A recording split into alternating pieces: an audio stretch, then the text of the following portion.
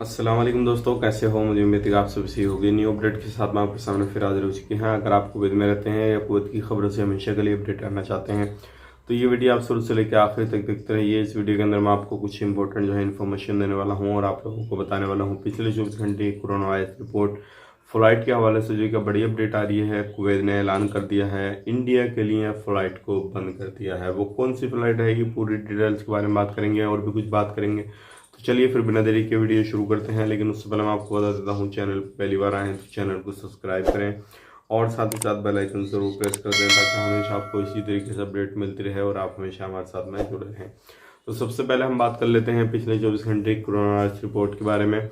9,171 नए टेस्ट हुए हैं। टोटल जो टेस्ट हो चुके हैं 22,65,300, 1432 नए केसेज आए हैं और टोटल जो केसेज हो चुके हैं वो 2,64,198। 9 लोगों की मौत हुई है।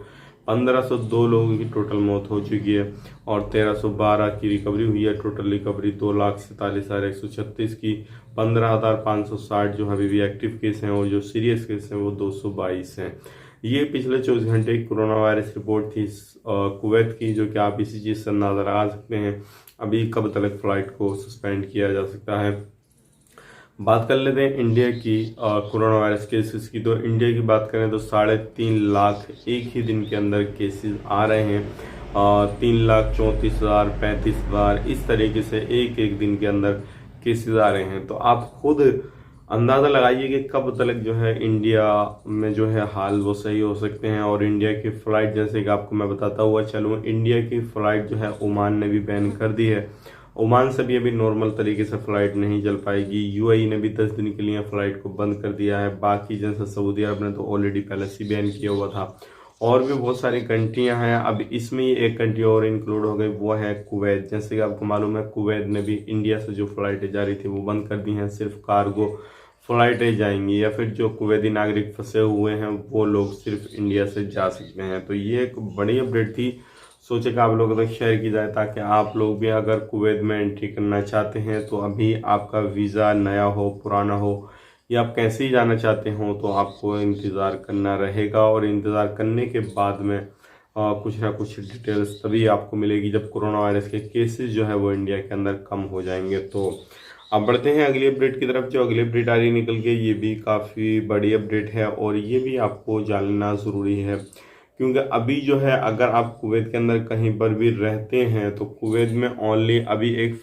देश के लिए फ़्लाइट जो है वो और चालू करने की तैयारी चल रही है और वो है मिस्र। मिस्र से लोग आएंगे भी जाएंगे भी, इनकी तैयारी चल रही है। जल्दी ही इंशाल्लाह कुछ ना कुछ गुड न्यूज़ आपको देखने को मिल जाएगी। अब बात कर लेते हैं अगली अपडेट की तरफ। जो इंटरनेशनल फ़्लाइट है कुवैत की वो है, डिपेंड करता है कोरोना वायरस के केसेस पे और आईसीयू में केसेस कितने आते हैं, नए केसेस कितने आते हैं, मरने वालों की संख्या क्या है क्या नहीं। कैबिनेट की इस हवाले से कुछ मीटिंग होंगी, फिर उसके हवाले से कुछ ना कुछ अपडेट दिया जाएगा। लेकिन फिलहाल में इंडिया को जो है बैन कर दिया गया है।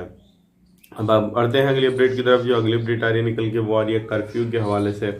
अब कर्फ्यू भी डिपेंड करता है वो आईसीयू के केसेस के हवाले पे और जो सीरियस केसेस होते हैं उनके हवाले से और जो केसेस आते हैं उनके हवाले से। अगर केसेस अच्छे आए, ज़्यादा आए तो हो सकता है बैन जो है वो रेगुलरली हो जाए और फिर कर्फ्यू वगैरह की लगाने की भी नौबत आ जाए। कर्फ्यू भी लग सकता है और भी कुछ बड़े बदलाव किए जा सकते हैं। बाकी कुछ भी अपडेट आता है इससे रिलेटेड तो हम आप तक ज़रूर शेयर कर देंगे। फिलहाल में यही है, तो मिलेंगे किसी नेक्स्ट वीडियो में। तब तक के लिए आप अपना ख्याल रखें, अपनी फैमिली वालों का ख्याल रखें।